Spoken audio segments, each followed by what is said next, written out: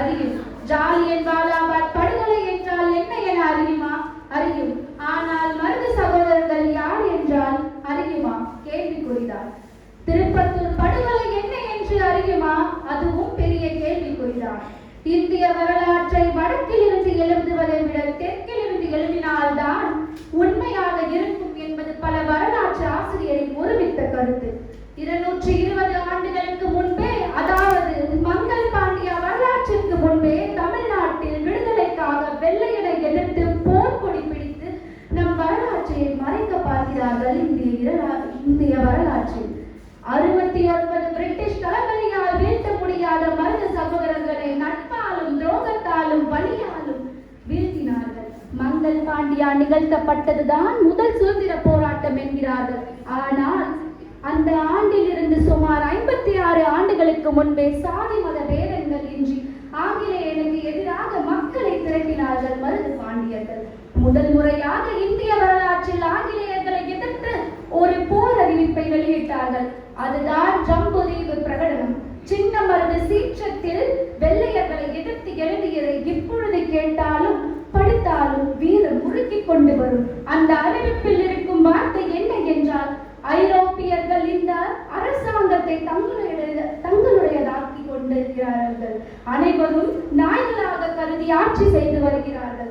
உங்களிடம் ஒற்றுமை இல்லாமல் நாட்டை அந்நியரிடம் ஒப்படைத்து விட்டோம். அதனால் நாம் உண்ட உணவின்றி நீரினை தான் உணவாக உண்டு கொண்டு வருகிறோம். 1000 ஆண்டுகளாக வாழ்வதாகினும் மனிதன் என்றோ ஒரு நாள் இறந்தே ஆக வேண்டும். அனைவரும் ஒன்று கூண்டு போர் முழக்கம் விடுவோம், ஒன்றுபடுவோம். அதே நேரத்தில் அந்த ஈனர்களுக்கு தொண்டு செய்து நாகை போல சுபவாழ்வு வாழ்கிறவனை ஒழித்து கட்ட வேண்டும். ஆகவே மீசையிருக்கும் அனைவரும் ஐரோப்பியர் என்னும் ஈனப்பிறவிகளை எவ்விடத்தில் கண்டாலும் அவர்களை வேரோடு அழித்து விட வேண்டும். அந்த ஈன பிறவிகளுக்கு எவன் ஒருவன் தொண்டு ஒழியம் செய்கிறானோ அவன் இறந்த பிறகும் மோட்சம் அடைய மாட்டான். இதை என்றும் கொல்லாதவன் என்றும் மீசை வைத்துக் கொண்டிருப்பவனும், இதை ஏற்றுக்கொள்ளாதவன் மீசை என்னுடைய அடிமயிருக்கு சமம். அவன் பிள்ளைகள் ஐரோப்பிய ஈனர்களுக்கு தங்களுடைய மனைவியை கூட்டி கொடுத்தவனால் பெற்ற பிள்ளைகள் ஆவார்கள்.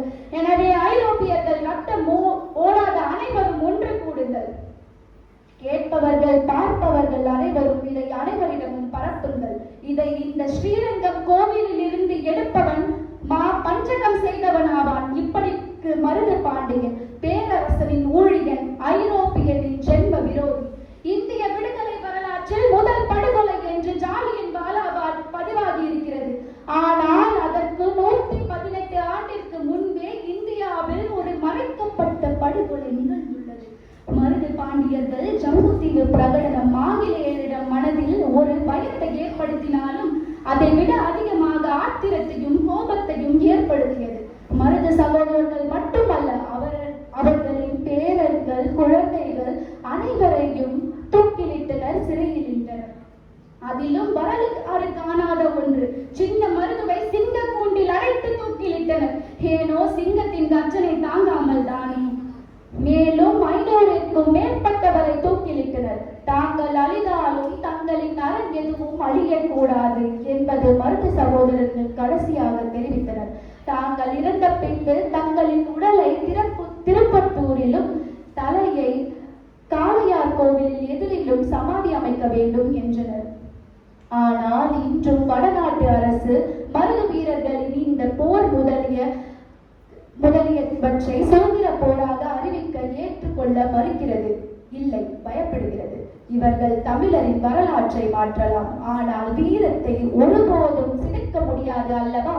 நாட்டை இழந்தாலும் வீட்டை இழந்தாலும் ஒருபோதும் எங்கள் வீரத்தை இழக்க மாட்டோம் என்று கர்ஜித்து சென்றவர்கள் நம் மருது பாண்டியர்கள். வீரத்தை மறைந்த